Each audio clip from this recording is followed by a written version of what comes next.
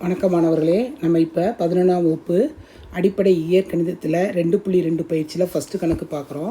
First கணக்கு தீர்வு காண்கன்னு கொடுத்துருக்காங்க. என்ன கொடுத்துருக்காங்க? மட்டு கொடுத்து <7 கொடுத்துருக்காங்க.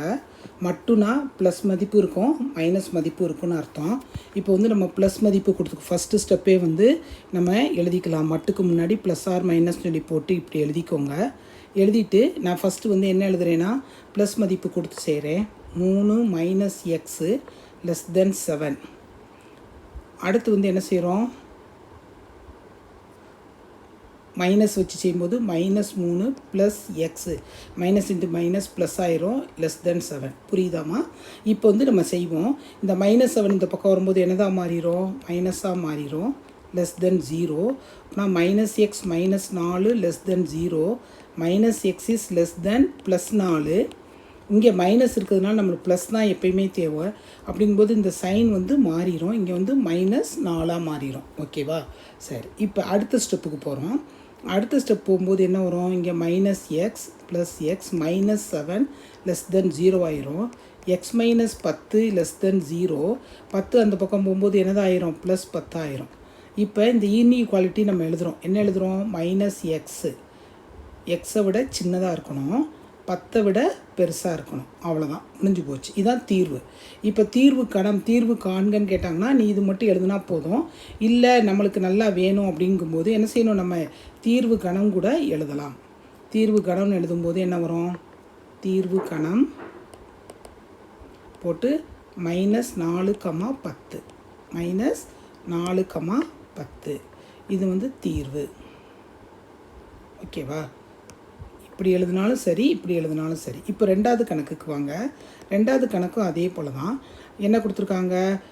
மட்டு 4x -5 > இங்கே > கொடுத்துருக்காங்க. ஒன்றும் பிரச்சனையே கிடையாது, அதே தான், சும்மா கோடு மட்டும் போட்டுக்கோங்க. -2. இந்த கணக்கு கொஞ்சம் சம்வாட் டிஃப்ரெண்ட்டு தான், இம்பார்ட்டன்ட் போட்டுக்கோங்க. Modulus of 4x -5 > -2. இங்கே ப்ளஸ் ஆர் மைனஸ் போட்டுக்கோ.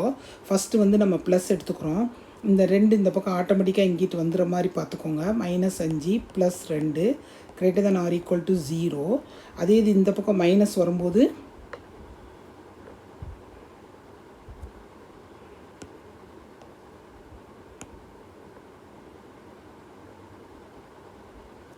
மைனஸ் போடும்போது என்ன வருது? -4x minus into minus plus 5 -2 இந்த பக்கம் வரும்போது +2 தான் வரும். ஓகே, இப்போ 4x -3 > 0. 3 அந்த பக்கம் போகும்போது என்ன தான் மாறிடும்? ஆட்டோமேட்டிக்காக ப்ளஸ்ஸாக மாறிடும். அப்படின்னா x > 3/4. அது இந்த சைன் எதுவுமே மாற்றம் இருக்காது, அதே போல் தான். இங்கே -4x > 7 > 0. +7 அந்த பக்கம் போகும்போது என்ன தான் மாறிடும்? -7 மாறிடும். மைனஸால் அடுத்து என்ன செய்ய போகிறோம்? அடுத்து 4 அந்த பக்கம் கொண்டு போயிருங்க.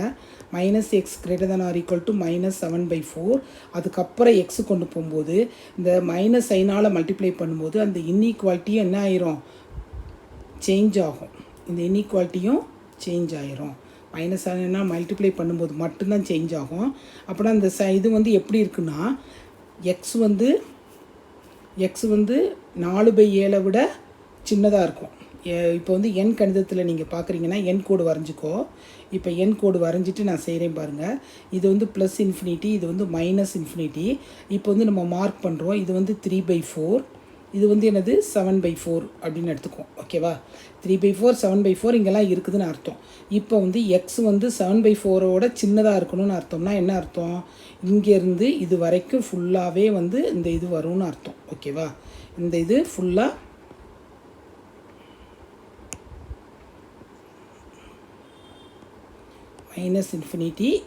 Plus infinity minus infinity. இங்கே 7/4 இருக்குது, இங்கே 3/4. ஓகேவா? அப்படி தானே இருக்கும். இங்கே 0 அப்படிலாம் வரும்னு வச்சுக்குவோம். சரி, இப்போ எக்ஸ் இதை விட சின்னதாக இருக்குன்னா எக்ஸ் எங்கே இருக்குது? இந்த பார்ட்டில் இருக்கணும்னு அர்த்தம். ஓகே, இந்த பார்ட்டில் இருக்குது. அதே இது எக்ஸ் இதை விட அதிகமாக இருக்கணும். 3/1 அப்படின்னா எந்த இதில் வருது? இங்கேருந்து அதிகமாக இருக்கணும். இதை விட அதிகமாக இருக்குன்னு சொல்லி கொடுத்துருக்காங்க. 3/4 7/4 இங்கே வந்து என்ன இருக்குது ப்ளஸ் இன்ஃபினிட்டி ஓகேவா. இங்கேருந்து அதிகமாக இருக்குன்னா இந்த பார்ட் இருக்குது. இப்போ இந்த படத்தை பார்த்தோன்னா எப்படி தெரியுது, மைனஸ் இன்ஃபினிட்டியும் இருக்குது. இது டோட்டலாக பார்க்கும்போது எல்லாமே வருது மாதிரி தானே அர்த்தம். அப்போனா வந்து எக்ஸ் வந்து எதில் இருக்கணும், X belongs to minus infinity to infinity ரெண்டுலேயுமே இருக்கிற மாதிரி இருக்குது எக்ஸு. அப்போனா எக்ஸ் வந்து என்னது, எக்ஸ் பிலாங்ஸ் டு ஆறு. எக்ஸ் வந்து எதில் இருக்கணும், ஆறில் தான் இருக்கணும். எக்ஸ் வந்து ஆறில் தான் இருக்கணும்னு அர்த்தம் ஓகேவா. இதுதான் ஆன்சர். கொஞ்சம் நீங்கள் வந்து இதை கொஞ்சம் திங்க் பண்ணி பார்த்தீங்கன்னா உங்களுக்கே தெரியும், ரொம்ப எளிமையான கணக்கு பார்த்துக்கோங்க. 3/4 அதாவது எக்ஸ் வந்து 4/5 இதை விட சின்னதாக இருக்கும்னா இங்கேருந்து சின்னதாக வரும், இதை விட அதிகமாக இருக்குன்னா இந்த பக்கம் போகுது ஓகேவா. அப்படிங்கும்போது நம்மளுக்கு ரெண்டுமே நம்மளுக்கு வர அந்த ஆன்சர் வந்து இந்த ரெண்டு இதுக்குள்ளேயுமே இருக்குதுன்னு அர்த்தம். அப்போனா எக்ஸ் வந்து எங்கே இருக்கும், மெய்யெண்களில் தான் இருக்கும்.